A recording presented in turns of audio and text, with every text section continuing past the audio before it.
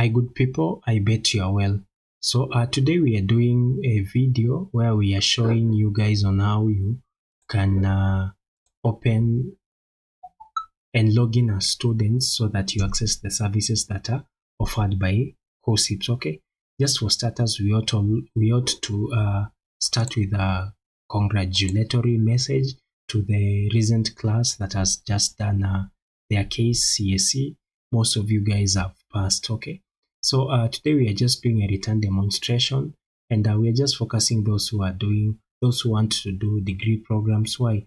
Because most of you guys that went for a diploma or qualified for diploma, where you selected KMTC, certificate courses, artisan courses, and other courses, most of you guys, you just done it.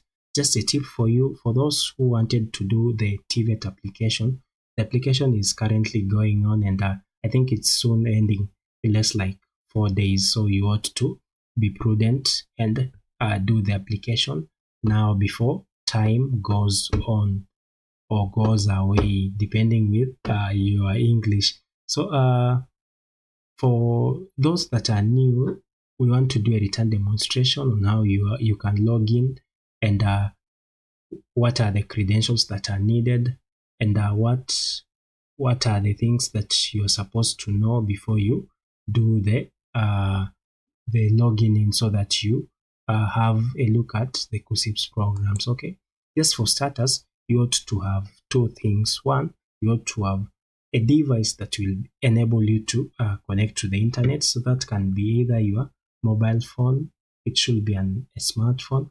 Apart from that, you can also use a laptop, even a personal computer, depending with whatever you have access to. Okay, so with those requirements, you just ought to go to your Chrome or to your Google, depending with whatever you're having. So I'll try to project my screen so that you see what I'm doing. So you just come to your Google. Here you open a new tab. You just write the term KUCCPS, that is KUCCPS. Then you click enter.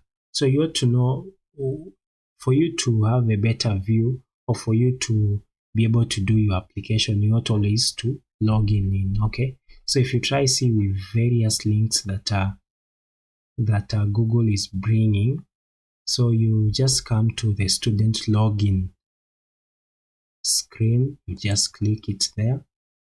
So it also depends with the number of people that are using this site. But if you try see, currently people are less, they are not more.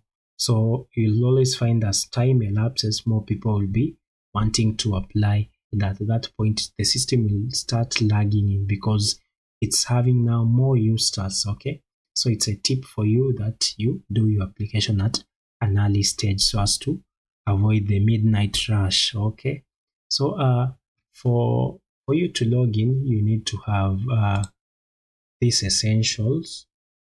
One, you need to have your KCSE index number. Two, you need to have your KCSE year.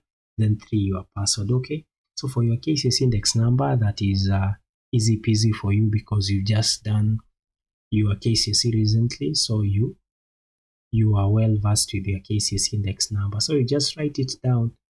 Your KCSE index number was 40 21 35 23002. You just write it there. That is mine. You write yours. Okay, your KCSE here. When did you do your KCSE? So you need also to know that this is not just limited to the recent candidates, even those who did some time back here, provided you just remember your year, you put it there. If you did in 2015, just put there 2015. Then for the password, there is a catch here. Okay, for the password, you can either use the two things. One, you can either use your birth certificate number. Two, you can either use your birth certificate or your KCSE index number. So for your KCSE index number, you use as used in KCSE exam registration.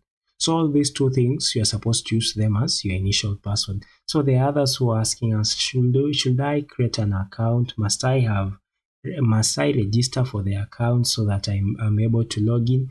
You need to know that your account was already created. So you are supposed just to use either the two as your initial password, then you'll have access to the account. Okay, so you can either use your birth certificate number. If you can access your birth certificate, you just read the numbers over there. Okay, if I can try see mine is something L, the other numbers you just put there. Okay, then after that you come and log in. Okay, and the others who might not be able to remember their birth certificate numbers, of course that's quite normal, since the number, it's not that easy to have it. So you can opt to go for your KCSE index number. I think this you should be knowing because it's less than 5 years ago. Okay, so you just put your KCSE index number. If your KCSE index number is 0, 1, 12, you just put it down, then you write it 12. Okay, then once you've just written, you come and click login. So you need to know that as you're putting all these details, you're supposed to be always sure. In case you just missed a number or even a letter, you'll always be having this thing, incorrect login details. And these are the questions that you're having.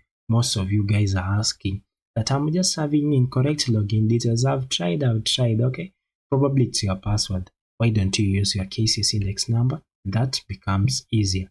Okay, so as we just end, just remember about what we've talked about. What are the key tips that you just looked at?